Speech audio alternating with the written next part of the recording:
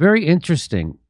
So there's a suburb in Michigan, and everybody was all happy. Well, here, I'll just tell you the story. In 2015, many liberal residents in Hamtramck, Michigan, they celebrated as their city attracted international attention for becoming the first in the United States to elect a Muslim-majority city council. They viewed the power shift and diversity as a symbolic but meaningful rebuke of the Islamic phobic rhetoric that was a central theme of then Republican presidential candidate Donald Trump. This week, turn the page, many of those same residents watched in dismay as a now fully Muslim and socially conservative city council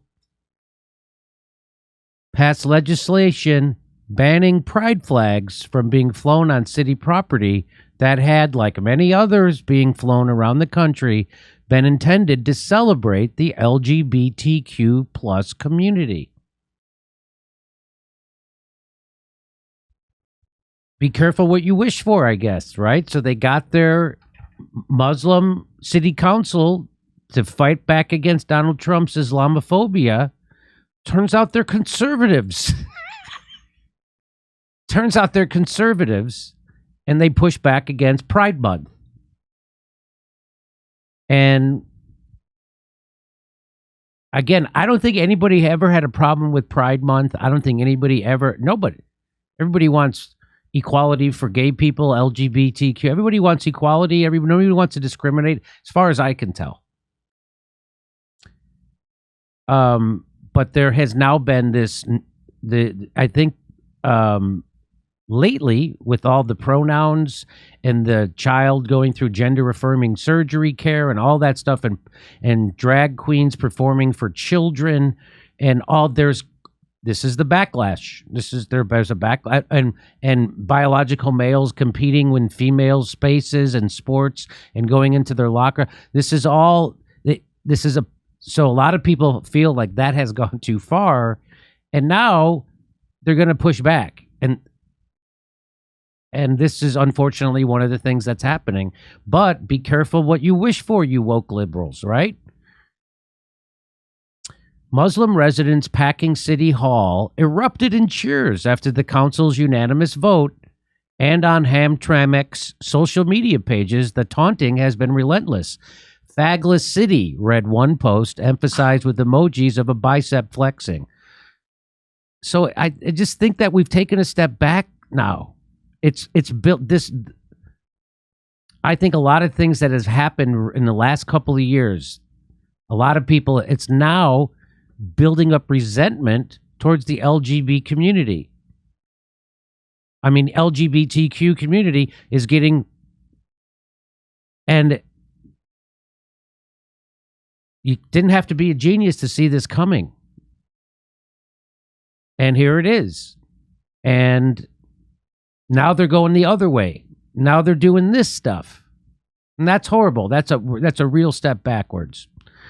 In a tense monologue before the vote, Council member Mohammed Hassan shouted his justification at LGBTQ plus supporters.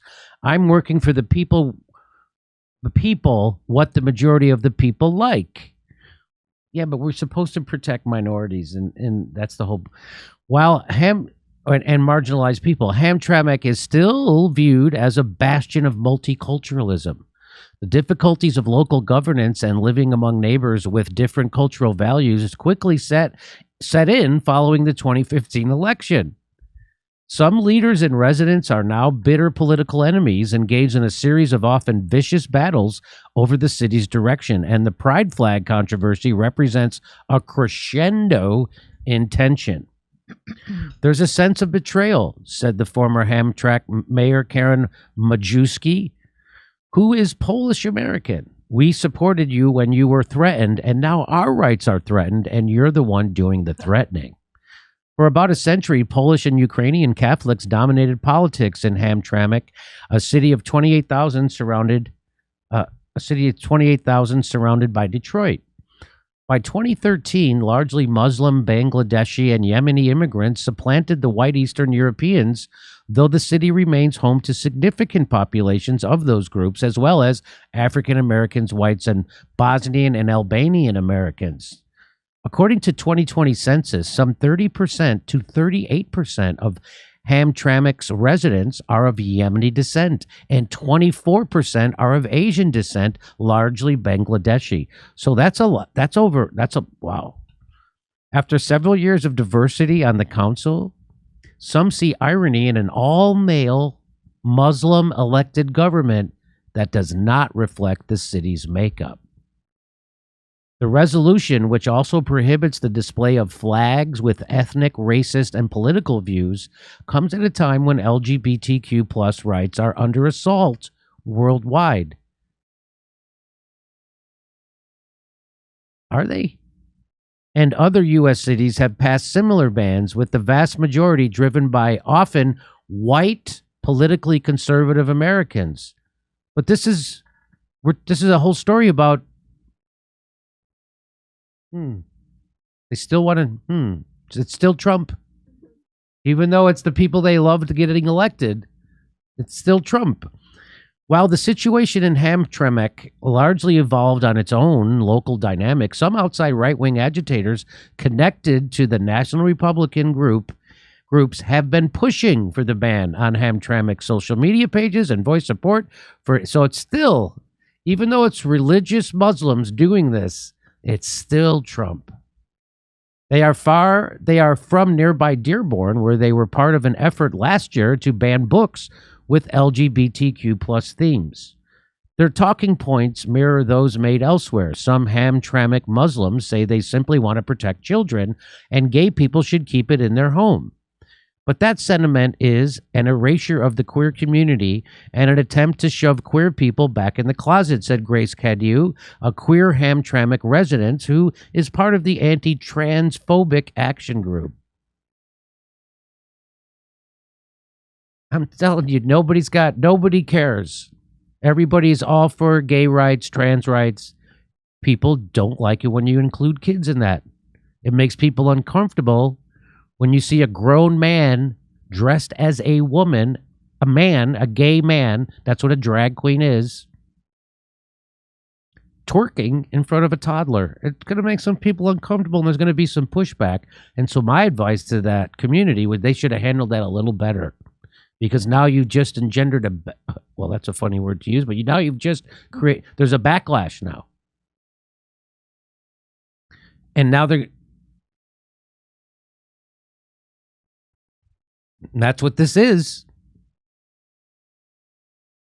Mayor Amir Ghalib, 43, who was elected in 2021 with 67% of the vote, 67% of the vote, to become the nation's first Yemeni American mayor, told The Guardian on Thursday he tries to govern fairly for everyone, but said the LGBTQ plus supporters had stoked tension by forcing their agendas on others.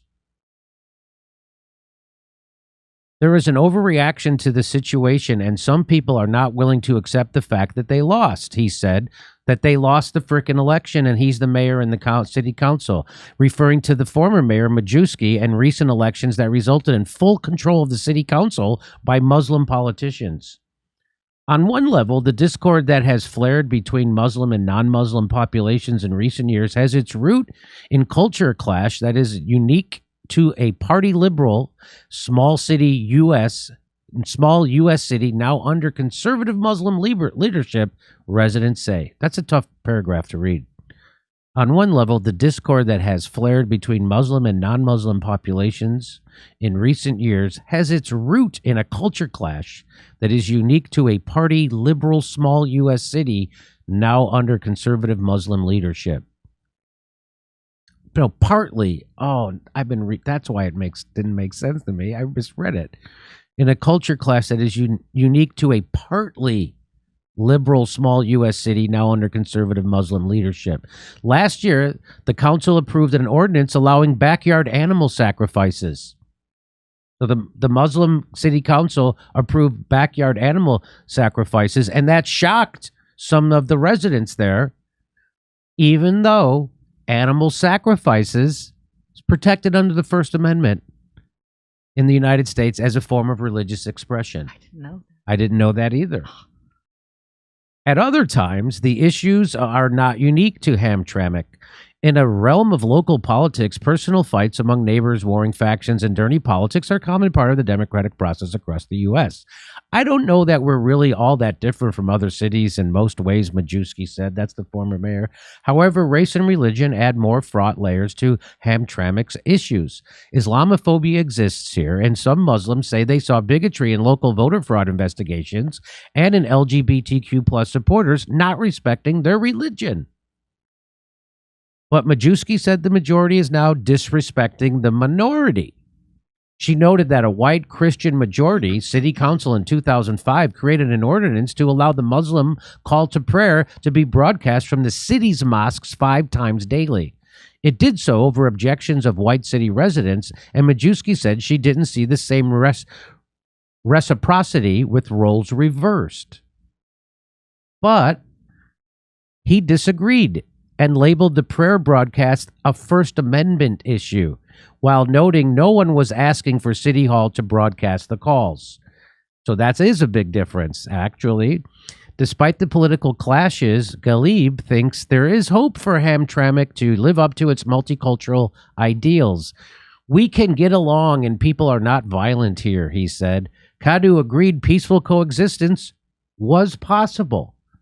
We aren't in the business of excluding people from our society, and I'm not going to exclude socially conservative Muslims.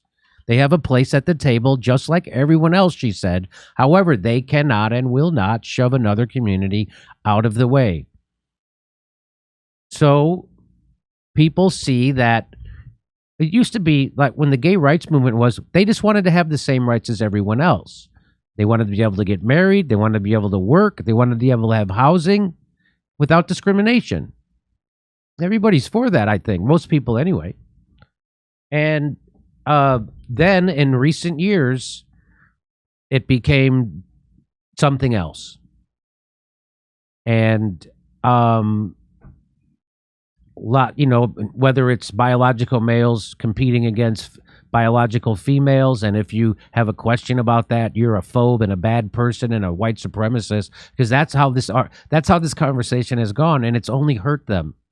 And I've been saying this now for a while, that if you think it's okay for biological males to compete in sports against biological females, you have to convince people. You can't just start calling people names and phobes. You can't. You have to use the power. That's how gay people got their rights to begin with. They didn't get it by calling people names. They got it by using the power of persuasion and engagement. And maybe, did it ever occur to those people that maybe they're wrong? It never seems like, you know what? Maybe this isn't correct to have biological males in the same locker room as biological females. Maybe it's not to have biological maybe. So you have to convince people by the power of persuasion. You don't just start calling them names, shouting them down, and being violent, which is what they did with that swimmer. So and because this new, whatever this is you want to call this activism, I don't really know. I know a lot of the whatever this is, they did it incorrectly, and they did it in a way that built up immense resentment. The gay movement before this didn't. Everybody was behind the gay movement. Everybody wanted gay people to get married, have not discriminated in housing or work or employment or anything. And then now the way they're going, and they didn't do it by calling people names, trying to get people canceled, and make people afraid to talk about it or ask a question. You're supposed to make it welcoming to ask questions. And so people who aren't up to speed with your certain LGBTQ-ness can get up to speed. But that's not what happened. And now there's lots of backlash. And when you start putting it in schools and having a Pride Month at a school, there's going to be conservative pushback, whether it's Muslims or Catholics or whatever it is. And they should have handled that a lot better. And I don't think they did. And now it makes those people feel like it's being forced on them, because it's being forced on their children. And that's where And I got no problem telling people that if you think that there should be a Pride Month at a kid's school and they should have that, you got to make that case to those conservative people. You can't just call them names. And that's how gay people made progress in this country. They didn't make it by calling people names and trying to get people canceled and making people afraid to ask questions and have good faith, honest conversations about what should be happening with gender affirming care, biological males competing with females, sharing women's spaces. Should we call women women or chest feeders or any of that stuff? That's all that you have to have a conversation about that, but we haven't. There hasn't been one because anybody who has a question is immediately canceled, called a phobe. And now there's a backlash. So congratulations, you did it incorrectly, and you're still doing it incorrectly, trying to get Dave Chappelle canceled, trying to get his performances canceled. They did get his performances canceled. So that was a wrong way to do it. 100% wrong way, and now there's a backlash, and they don't seem to be adjusting. So that's that. Hey, come see us on tour. We'll be in Baltimore, San Francisco, Huntington Beach, Rosemont, and Chicago, Las Vegas, Salt Lake City, New York City, Pottstown, Pennsylvania, Stamford, Connecticut, and more, and St. Louis. Go to jimmydore.com for a link for all our tickets for all our shows.